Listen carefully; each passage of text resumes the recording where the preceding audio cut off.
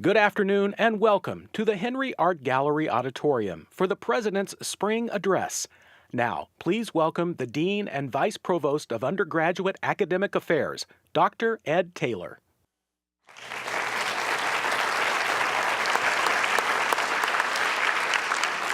Thank you. Lin-Manuel Miranda, composer, lyricist, playwright, wrote a song for the second act of Hamilton, a song called "The Room Where It Happens." It's a song about Jefferson and Madison and Hamilton in a room bargaining over the nation's affairs, a secret dinner table, as it were, dealing with unprecedented political matters. We are, in essence, in a room together, room where it happens.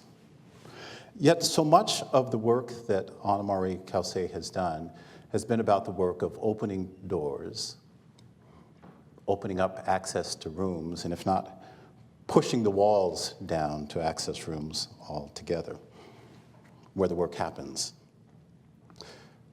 I remember a couple of years ago being in a room, a YWCA event. There were 900 or more women together at a fundraiser.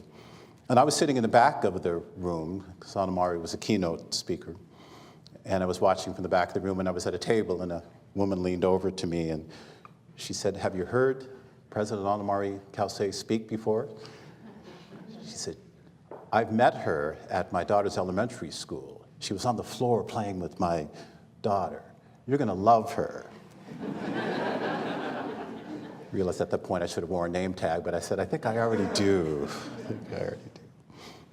In her first year as president, not interim president, but as president, there was a room where there was a group of faculty and staff and students who had come together to make a case to President Cauce that we knock down the walls of the university and that we host Tent City 3.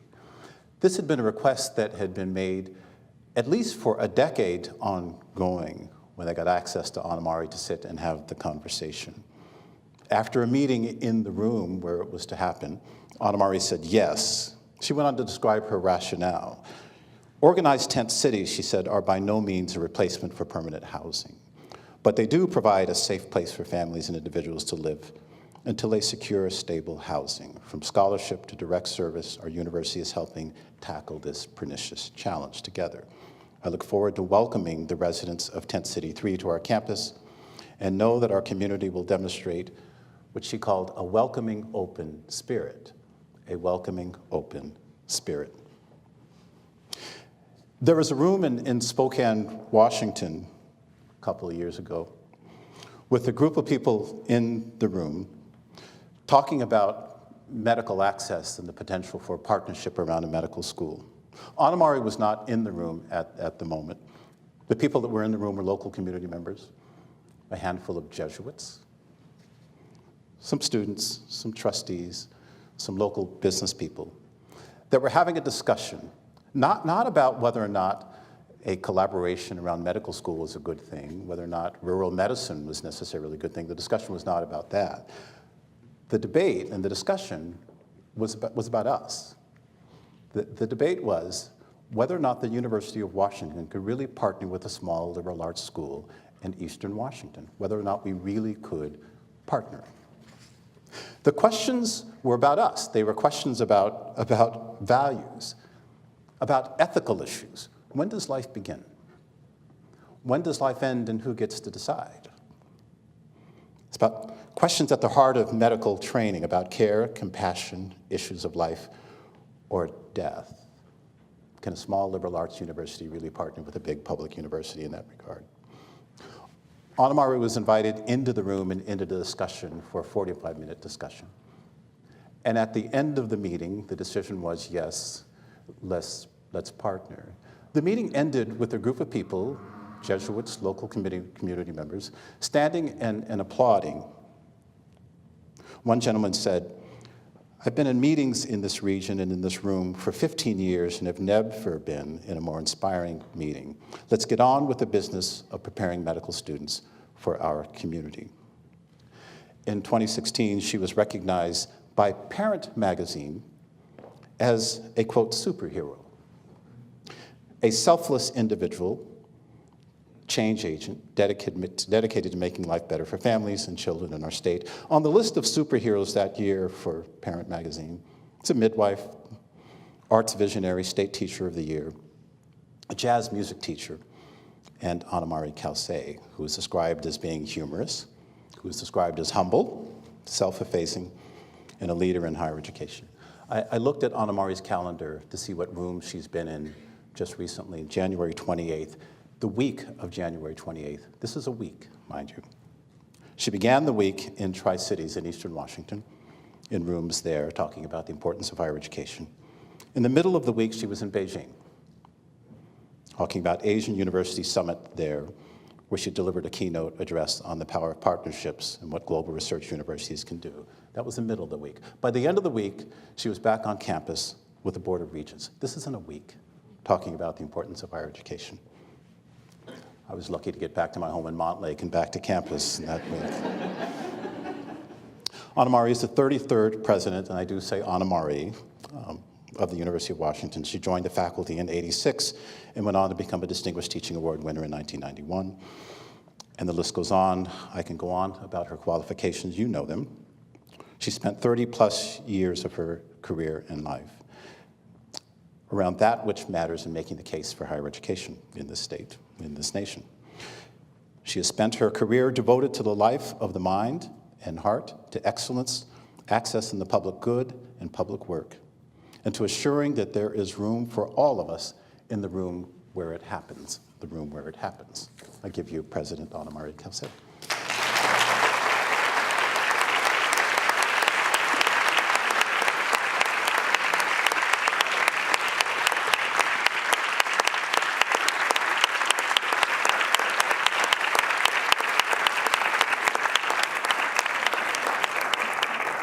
Thank you so much, Ed. I certainly do a good job of, picking people to introduce. So, I hope it's not going down from here. No, first of all, I just want to thank everyone for turning out, the people who are in this room and the people who are in, they're virtually here, sitting in their offices, et cetera, trying to do work and maybe listening to this on the side. I think it's really important for us to come together every once in a while and talk about our values and talk about the things that unite us. And I think that that may be even more important at this particular moment than maybe not ever before, but certainly than at most moments. Over the last few months and years, it's really been hard to ignore what a recent Newsweek cover story called "The War on College." We're criticized, by that I mean universities are criticized for either coddling snowflake students who demand safe spaces and trigger warnings, or for our lack of socioeconomic diversity and coddling of wealthy students who demand lazy rivers. People say we cost too much. We don't prepare our students for jobs, leaving them with crippling debt and little of value. You've heard it all.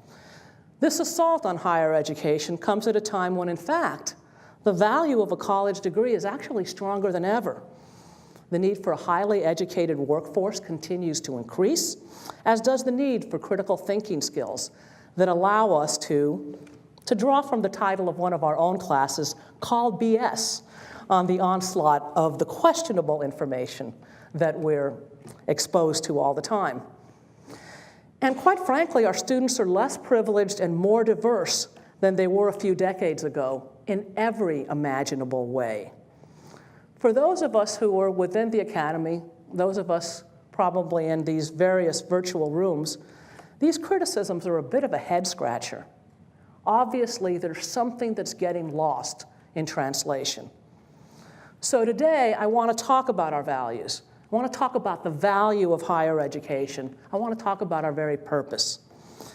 This is relevant to our entire community because it's incumbent on us, on all of us, and by that I mean our staff, our students, our alumni and friends, as well as our faculty, to refute these two common myths and misperceptions.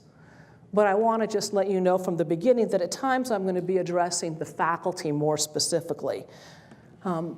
Because as educators, we have to consider what we're doing, or maybe not doing enough of, that has allowed these myths to take root. And I'm going to end with a call for members of the Academy, for the faculty, to look inward, examine our culture and our academic reward system, and whether it best serves us in this era of skepticism, volatility, and very rapid change. Truth is that the case for higher education is strong and compelling. The facts clearly suggest that higher education, and especially public higher education, contributes to the public good on a larger scale than perhaps any other institution. Because of their unique role in both education and research or knowledge production, universities are arguably the most powerful tool we have for increasing equity and social mobility across all our populations. A recent Pew Center study found that over the course of their work lives, college graduates, and I mean those who earn a bachelor's degree, earn between $500,000 to $1 million more than those who haven't earned a degree. And in addition, those higher earning jobs are also much more likely to have retirement benefits and health insurance, which adds to the earnings differential, the earnings differential that's sometimes referred to as the college dividend.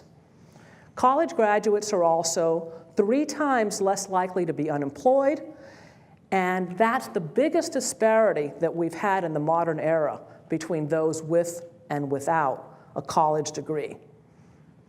And that college dividend is much more than just monetary. Those with college degrees report not only better paying jobs, but more satisfying jobs. Degree holders have healthier lifestyles. They donate more to charity, are more likely to vote, and to demonstrate greater civic involvement. Traits that they pass on to their children and that support healthy democracies. What happens at our universities are the embodiment of, if you give someone a fish, they eat for a day. If you teach someone to fish, they eat for a lifetime, and so do their children. But you might ask, does the dividend outweigh the cost? We read that parents can't save enough to pay for college, and students can't earn enough to work their way through. So they take on debt, and that can hamper them for decades. So what's true? Well, as you can see, and there's a slide up there that should be showing it to you, the answer depends on the higher ed sector. Those students carrying the largest debt come from the for-profit sector. Those with the lowest, from public universities. And the average debt at the UW is even lower than the average debt at most public universities. Now, I want to be clear. $22,000 is nothing to sneeze at. I know that. I'm not trying to wave away the seriousness of student debt. And I really understand that the financial challenges of living and studying in a region where costs are climbing are very, very real. But certainly, let's be honest, for the vast majority of undergraduate students at the UW, the debt they incur to get their bachelor's degree is not enough to derail their future. And it doesn't even come close to outweighing the earnings premium or college dividend for degree earners. And the data bears that out. The student debt default rate for UW students is under 3%. It's also worth noting that the percentage of students who graduate with debt varies widely by the type of institution, and that among undergraduates at the UW, nearly 60% graduate without any known debt at all. Again, I am not trying to make light of $22,000 for the average debt for those students that have it. But again, compared to what we're reading, it's kind of a very different story. So the next question we have to ask is, who benefits the most from this college dividend? Is it, as some say, just the rich getting richer? Again, it depends. In fact, one of the things that any college student will learn is the right answer to almost anything is, it depends. According to the Equality of Opportunity report that was written in 2017, so this is recent data, on average, Ivy League colleges have more students from families in the top 1% of the income distribution than students from the entire bottom half of our country's earners. So in some places, that notion of it's the rich getting richer is in fact true. And way too often when the public, and even more so East Coast journalists and politicians, think about colleges and universities, it's the Harvards and Yales and Princetons that come to mind. After all, a third of our presidents, including the one now in office, have received their degrees from Ivy League schools, as do almost a quarter of our current US senators. This might surprise you, but every one of our current Supreme Court justices attended either Harvard or Yale Law School. Is that diversity? We can have that conversation later. But given that, it's not surprising that perceptions of universities are so colored by this small handful. But in truth, when that small handful, when Ivy League colleges come to represent all students and all institutions of higher education, it stereotypes both. Elite private universities undoubtedly play an important role in the higher ed ecosystem. There's no question about that. But there's also no question that in the role of the public imagination, it's outsized. In fact, the vast majority, about 80% of all college degrees are earned at public colleges and universities, where many, if not most students, are low to middle income. And these students are reaping the college dividend too. In public universities with tuitions generally under $15,000 a year for in-state students, and financial aid available through scholarships, grants, and low-cost loans, many, in fact most, public colleges and universities remain within reach for in-state students.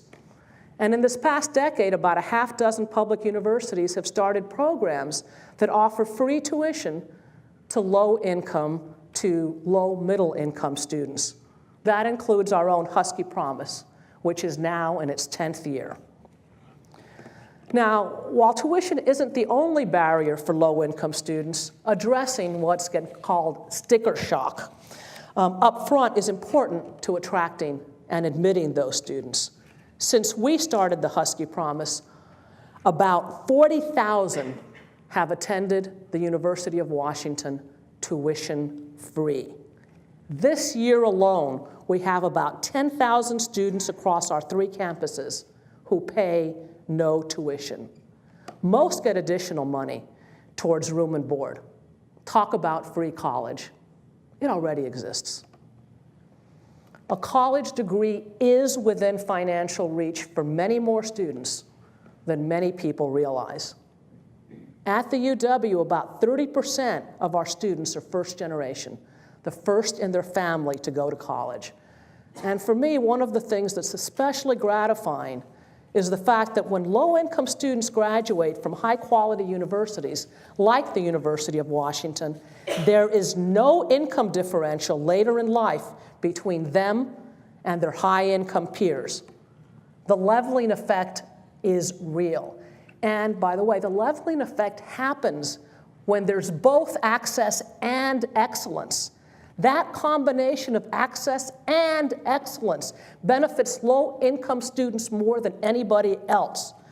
Colleges like ours that have both access and excellence are one of the best and most effective vehicles for social mobility, serving the goals of equity and social justice that all of us hold dear.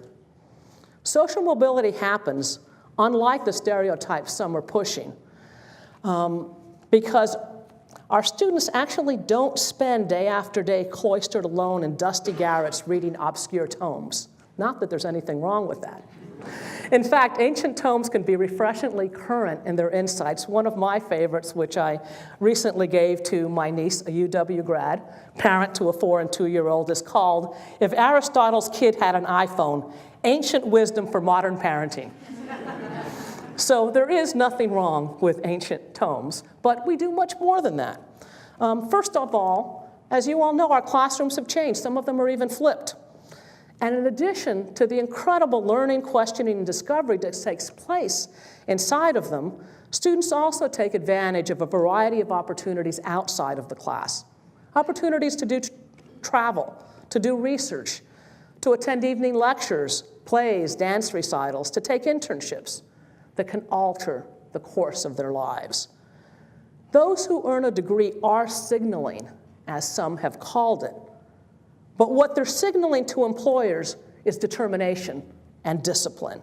They've demonstrated that they can undertake the challenge of starting and finishing a degree program, that they've spent time in a diverse and dynamic environment.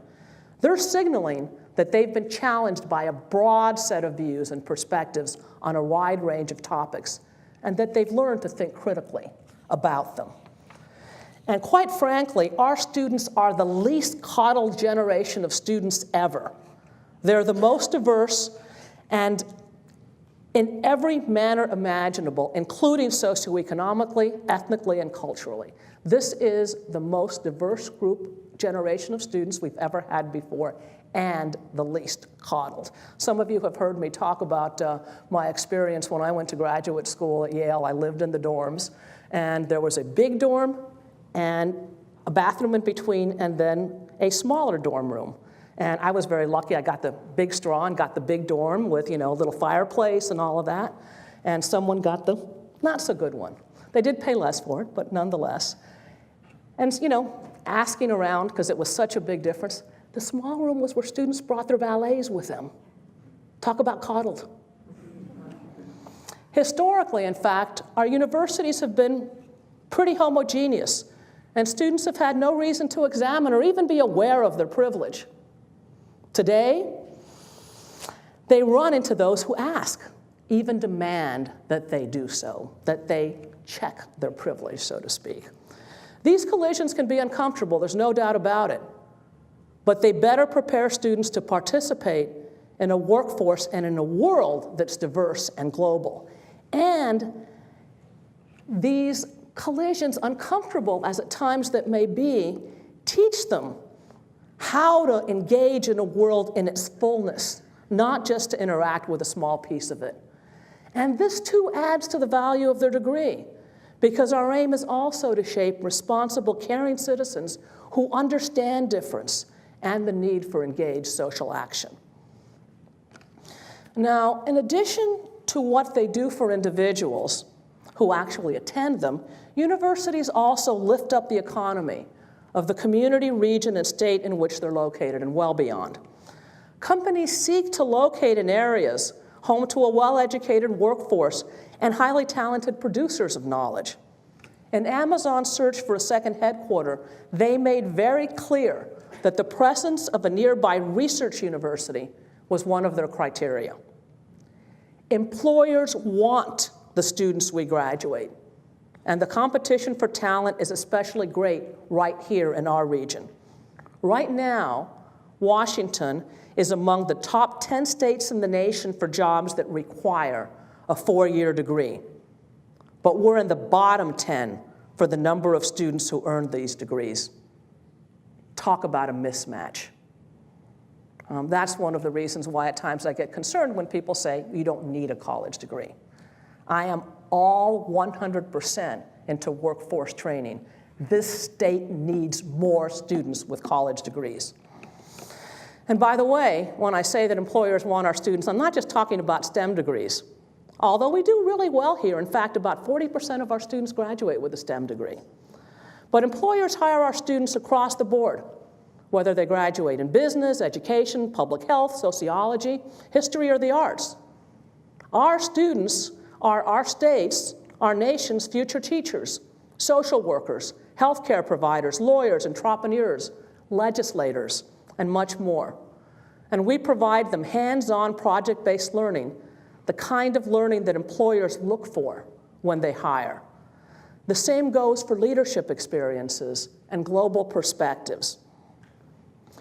Our undergraduates often begin their first job already having acquired significant experience through internships, public service, and research. In fact, last year, about 9,000 students worked with faculty to produce, I love this number, 1.4 million hours of research. Pretty cool. Our graduates drive the economy by filling the positions employers need and Often together with faculty, they create jobs. They start their own businesses. Not only fill jobs, they create jobs. A study conducted in 2014 found that across our 3 campuses, the UW generates $12.5 billion a year in economic impact.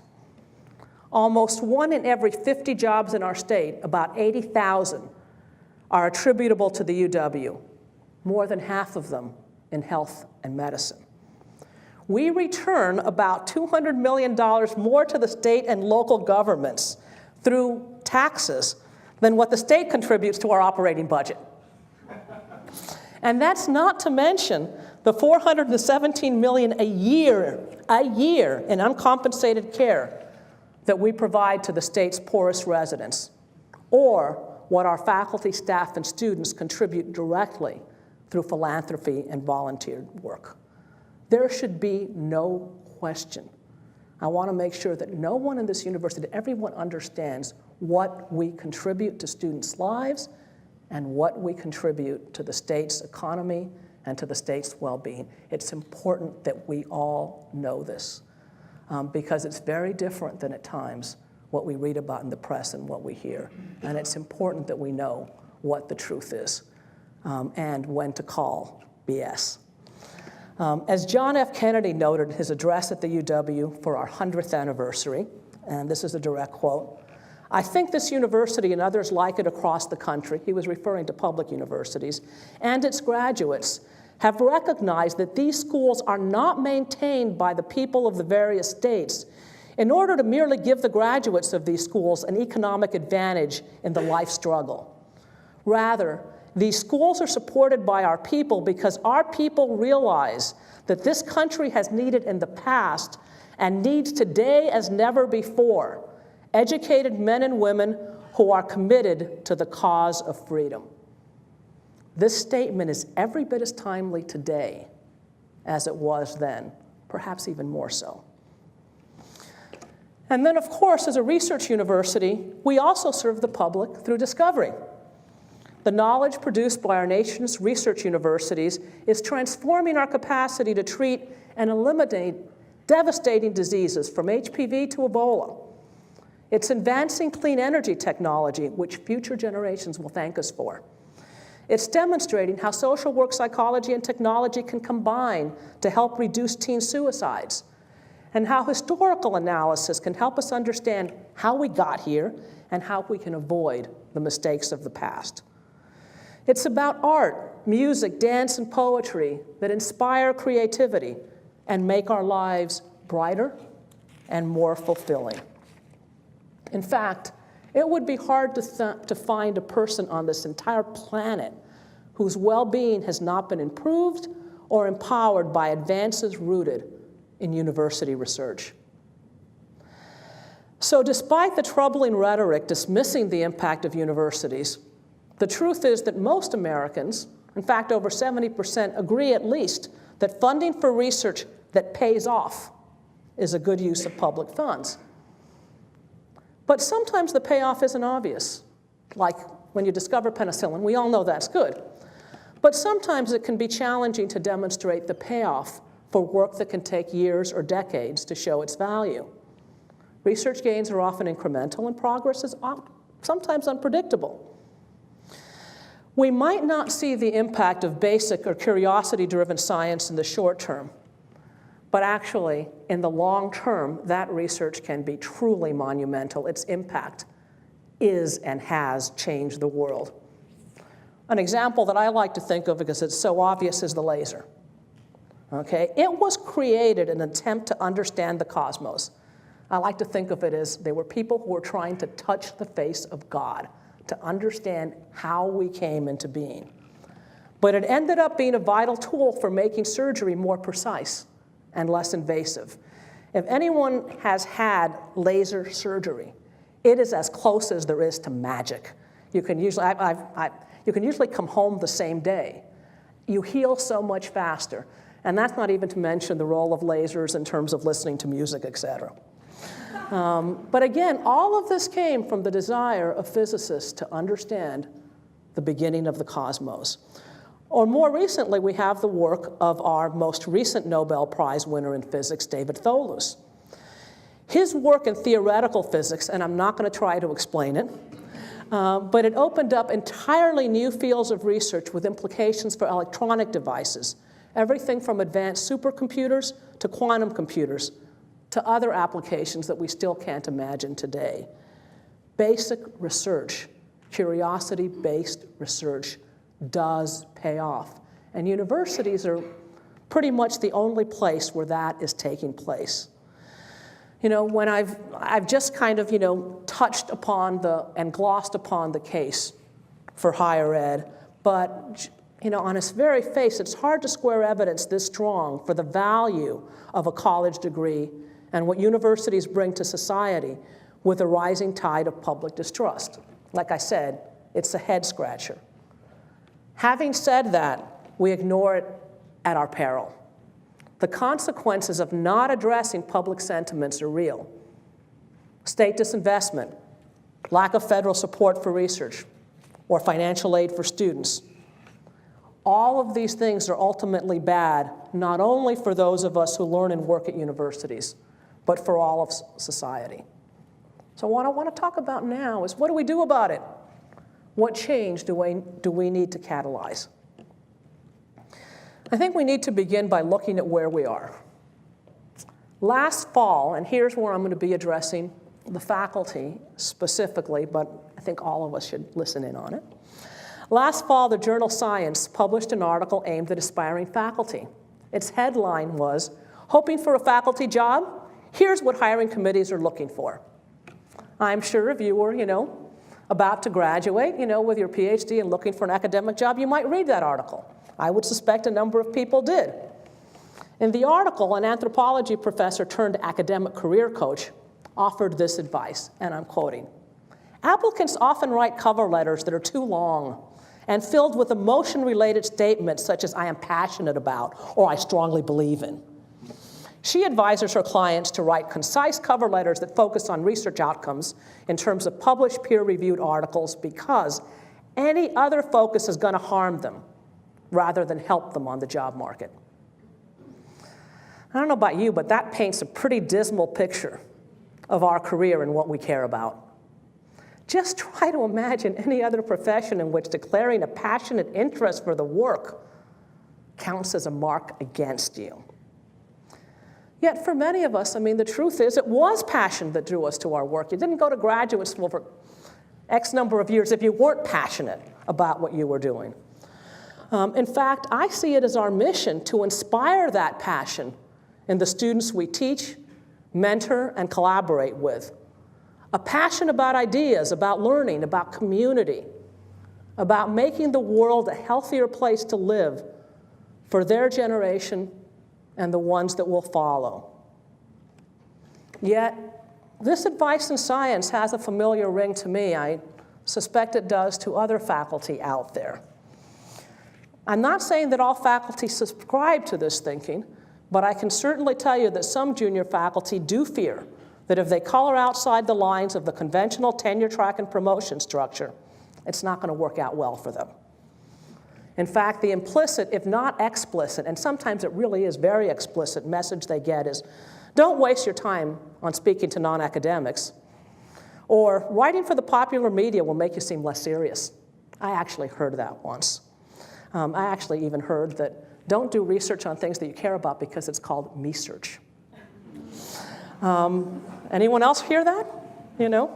They also hear service or community or civic involvement is great, but don't do too much of it before tenure. Actually, after either. Now, as academics, we've dedicated our professional lives to developing expertise, and we're acknowledged for sharing it with other academics through publication in peer-reviewed journal. And that is how it should be in research universities like ours. It's by speaking to peers that we advance the research mission and build a knowledge base in our fields. It should be valued. I want to be very clear. I value tremendously publication in peer-reviewed journals. I am not in any way, shape, or form suggesting that we should not value those things. What I'm suggesting is we shouldn't undervalue sharing that knowledge and understanding more broadly in ways that inspire, that inform, and in fact, help to better our communities and our world. So, at the risk of endangering my own tenure, at least in this job, I want to say that I strongly believe that some aspects of our academic culture need to change for the long-term health of higher education, and dare I say, for the people that we serve and who pay our salaries. I'm asking us to think seriously about what activities we value and incentivize, and what activities we seem to merely tolerate, or at worst, just dismiss. A recent Scientific American survey of chairs of US and Canadian medical departments revealed almost no support for efforts by junior faculty to communicate about their work to non-scholarly audiences. Quote, because it does not count toward attaining tenure or promotions. The only things that count are publishing research in respected journals, getting grants, teaching, and service on a university committee. But change is in the air. Georgia Tech is discussing ways to recognize outreach when assessing promotions and making plans to teach scientists the skills to write and to speak publicly. The University of Michigan has undertaken a new initiative to reimagine and expand public engagement. The National Science Foundation now provides grants specifically to address public outreach. And the American Sociological Association, thank God for sociologists, actually recommends that public engagement be considered when granting tenure and promotion. And great things are happening right here in the UW as well. The College of the Environment is an example, where faculty are increasingly called upon to share knowledge that can inform some of society's most critical decisions related to climate change and impacts, has created resources to support faculty in talking about their work. Their events, trainings, and opportunities to share the impact of teaching and research send a strong signal that the UW supports public engagement and provides expertise to prevent and mitigate environmental impacts. Or, in collaboration with UW News last year, 37 faculty across the UW contributed 44 articles to something called The Conversation. The Conversation is an innovative nonprofit that pairs faculty experts with journalists to write about issues of public interest for major media outlets. News outlets can then republish them for free, another way to combat the tide of misinformation that masquerades as news. Last year, Professors Rajesh Rao and James Wu from the Center for Sensory Motor Neural Engineering wrote about the melding of mind and machine. This piece was picked up by Scientific American and by CNN, among others. Or there was the history professor Lori Marhofer's article on protesting in response to white nationalism that was voted the year's most memorable article by the Conversation's readers and editors. That's impact. Excuse me, I've got a bit of a cold. When I talk about engagement, I'm not just limiting it, though, I want to be clear, to public speaking and writing. I think that is a very important part of engagement, and I think we should be encouraging and incentivizing and rewarding our faculty that does that. But I'm also talking about the incredible work that's happening to integrate scholarship with community activism and involvement, a shift in thinking that we need more of. As an example, Urban at UW Homelessness Research Initiative has more than 70 faculty from disciplines across the UW who are engaged in homelessness-related community-embedded research, teaching, and service. Or there's Professor Lilo Pozo, who through her work with the Clean Energy Institute is installing solar paneled microgrids in Puerto Rico as part of a research project that both advances our knowledge and serves humanity. Or this one I particularly like. Our School of Music is about to begin its 10th year of a project in the Toppenish White Swan to enrich and entice learning in and through music on the Yakima Reservation. These young people are expressing through song their hopes and dreams of who they want to become, of how they wish to connect to their heritage, and the ways they hope to help their families. That's passion. That's inspiration. That's impact.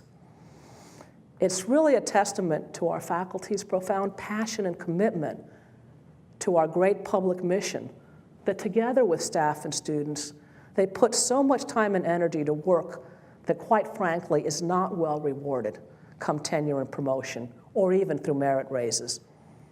Indeed, despite our reward systems, great work is happening, and it has impact. The impact is all around us. So what I'm asking us to do, and again, I'm particularly looking to faculty here, is to think about how can we share more about this extraordinary work? How can we explore even more ways to serve people? How can we find better ways to connect so that the people of Washington can say with confidence, I trust the University of Washington. I value what it does for our state, what it does for me. Now, the question of how we might reimagine rewards and incentives for our faculty to go public is not one that I'm at all proposing to answer alone. That responsibility lies with us as a university faculty and as faculty involved, not just here at the university, but in our professional networks and organization. It's a lot longer and a much more complicated conversation, and it's not something that I'm suggesting we can do in a top-down manner. What I'm suggesting, the conversation we need to have, the changes we need to make, are not for me to decide. They're for you to decide. Now, what I can and will do is try my best to set an example in my own role as president, as well as to celebrate the efforts of others, saying loudly and clearly that I value public scholarship, that I value community partnerships, that I value community and professional service, that they're essential to the health of our university and to our public mission. That's why I'm so supportive of our current effort to earn the Carnegie Community Engagement Classification. This distinction recognizes colleges and universities with an institutional focus on community engagement. In applying for this elective classification, we're looking hard at ourselves and our relationships with our community. We're looking at what we're doing across the university to collaborate and engage with the people of Rainier Valley, Yesler Terrace, Colville, the Tri-Cities, communities all across Washington State and beyond. This is a values-driven exercise that places our core values of public service, value, of place, and trust at the center of our analysis. And I look forward to sharing more about these efforts as it progresses. As president, I serve as an ambassador for the UW with many stakeholders. And whether it's Bellingham or Beijing, my goal is the same: to share our great work and why it matters. As I say with full confidence, we are the university for Washington and ultimately for the nation and for the world. Sometimes the incredible people who live and work in our state and beyond, in cities, large and small, urban or rural, share their concerns with me. Whether in communities fearing our almost mind-numbing growth or communities worried that we've been left behind, in every case, they want a better world for their children, for our children, for their community. What I'm asking us to do, beginning today, and again, it's not something that we haven't started talking about, is to have that conversation, to think about how we do that. How do we incentivize that? How do we make sure that we can attract, retain, and promote those faculty who absolutely are publishing in peer-reviewed journals, but also who are out there making the world a better place, talking about our mission, engaging young people and old, and making this university totally fulfill our public mission. I'm really looking forward to see where this conversation goes. This is just the beginning. Thank you.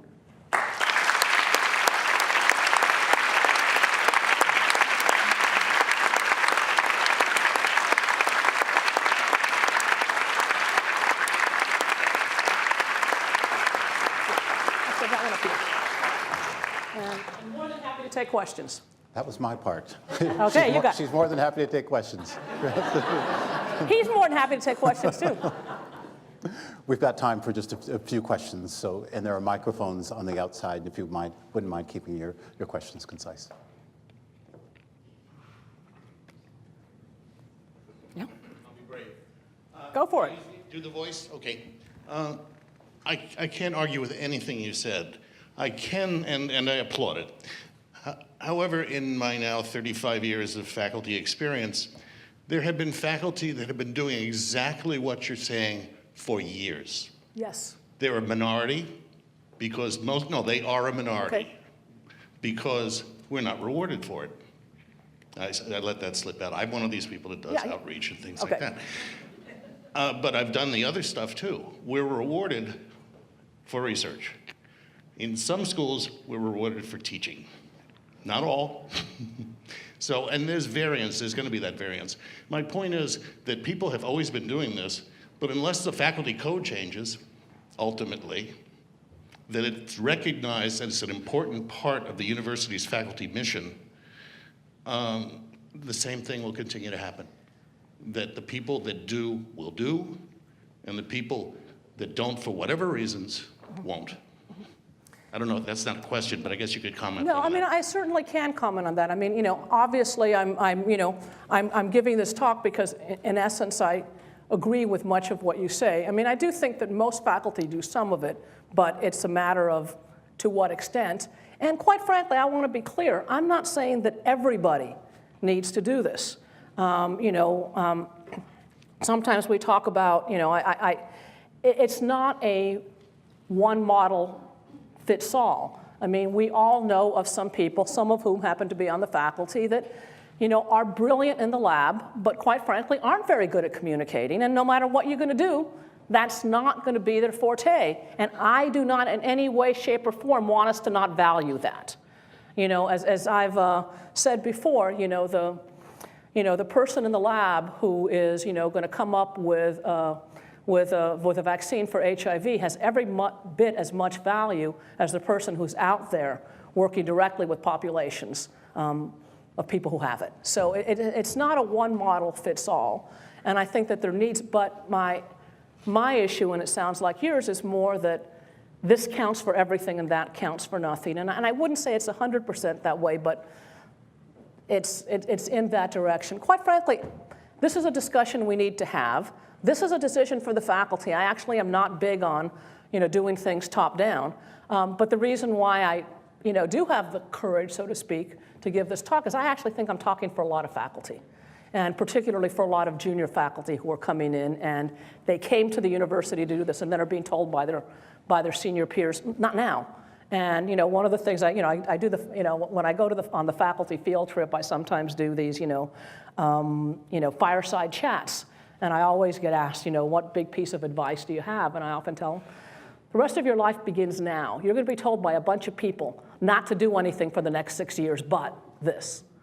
And at the end of those 6 years, everything you've done, that's the person you've become.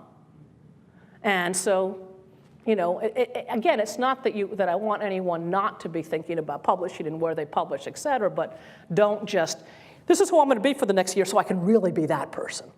It doesn't work real well. But my own sense, and this is just my sense, is that it's not so much a question of changing the faculty code, but it's really about how do we really interpret it? The faculty code leaves room for service. Quite frankly, a lot of what I'm talking about, for example, for myself, I have been very active in the community because it's part of my research. And I do community engagement, I do research with homeless populations, et cetera. A lot of this is ways of getting knowledge. For example, in my field, I'm a child clinical psychologist. One of the things that's really interesting is that a lot of the work that gets done in the lab in terms of interventions, et cetera, doesn't translate well into the field. And actually, part of how we learn is we take these theories, we take these models that we've learned in the lab. That is the best place to start. But when we take them out into the community and we see what works and doesn't, it then changes our theory and we bring that back. I actually think this will lead to better research. I also think it's part of teaching. So I think there are ways that we can do this within the code that we have. I honestly think it's more about culture change and more about changing our mindset than about changing the pieces of paper that I think are really very important. Kathy? I'm taking your role. That's my job. Kathy? I have a tendency to do that. Thanks a lot. Kathy Woodward, Department of English, and also Simpson Center for the Humanities. Another way to help produce this change, which I think is absolutely so important, is to clearly and explicitly address it in our departments in terms of our graduate education and training. So for example, I'm very proud in the English department that we've written into a paragraph about what a dissertation might look like. We've written in that it can take the shape of a public scholarship project. That's actually huge. And I really look forward to seeing the results. We're also sponsoring, this is the Simpson Center for the Humanities with Mellon support, which is wonderful, to reimagine the PhD and reach new publics. We are offering course development funds for our faculty across the humanities, humanistic, social sciences to recalibrate their graduate seminars so that it has an explicit and large public scholarship dimension. So that means that people, our students, our grad students, are seeing modeled what this life could look like differently so that they don't wait those 6 years. No. We say yes differently, in other words. Yeah, no, the truth is, if I were talking about this cold, this would go nowhere, but that I really am building on a lot of efforts and a lot of talk that's already going out there. One of the things that I love is, for example, NSF, it used to be, what are your top 5 publications? And now it's one of your top 5 products, and it expands that more. I love the fact that the College of Engineering is counting patents, which didn't used to be the case. Again, that's a different way of looking at impact. That may not be at college, that may not be community engagement, but it's also that sense of let's look at impact more broadly. One of the things that was very influential to me, and as there was at some point, how I ended up getting into administration, interestingly enough, was my first administrative role was as director of the clinical training program in psychology. It was actually the year I got tenured before it was official. So, sometimes we tell people don't do administration until you're my age. Well, I was still in my 30s, early 30s, as a matter of fact.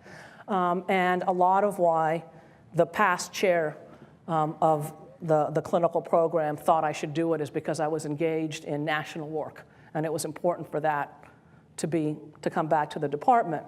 But somewhere along the line, I was seen. I can think of a particular colleague that will remain nameless who was publishing a lot, but whenever she got asked to do anything, said no. And I'm sure there were good reasons for it, et cetera, but who really did not. I don't do that. I do this. And I started feeling like a bit of a chump. And I think that sometimes, I know people who at times feel that way. I'm doing all this, I'm doing all that, I love it, but, am I being foolish?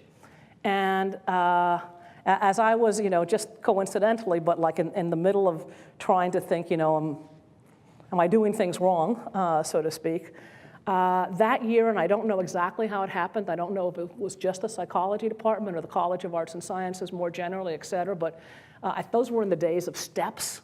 In terms of raises, they were done in chunks, decided, and I don't know if it was one person per department, I don't know exactly how it was done, but I got a step for my excellence in service. And I've got to say, it meant the world to me. I can still remember that. And so, I'm not talking about a wholesale change, but I think there are things at the edges that we might be able to think about doing. And I happen to be one of these people that think that small things matter a lot.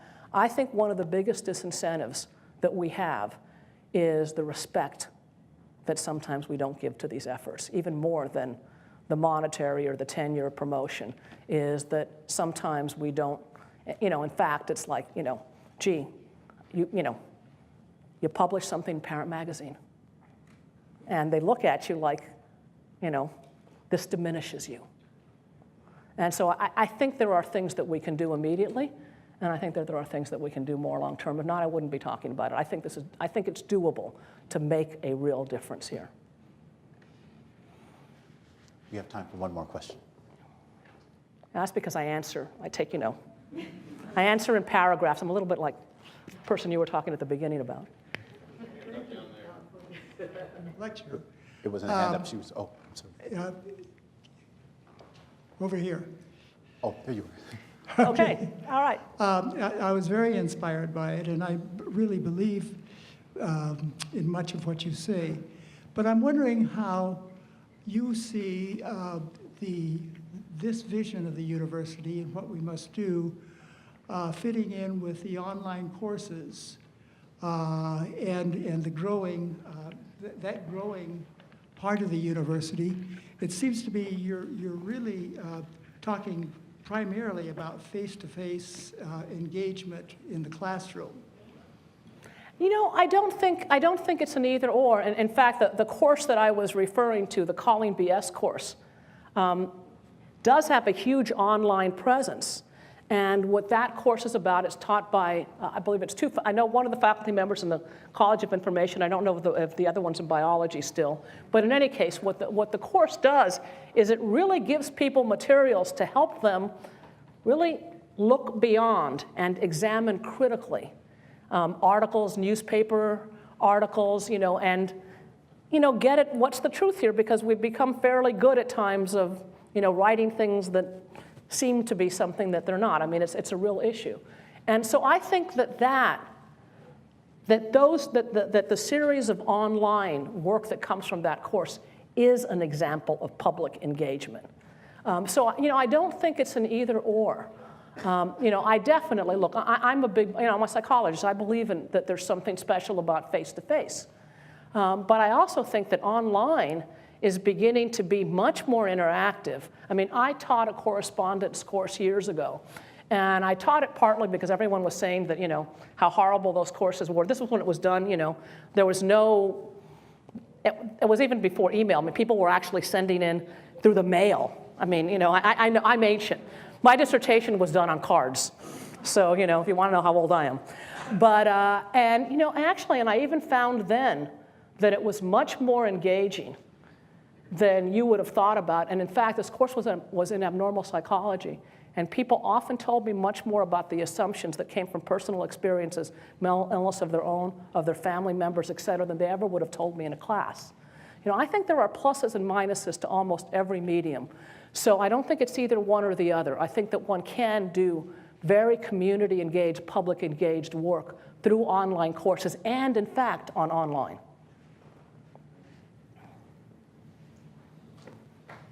Thank you.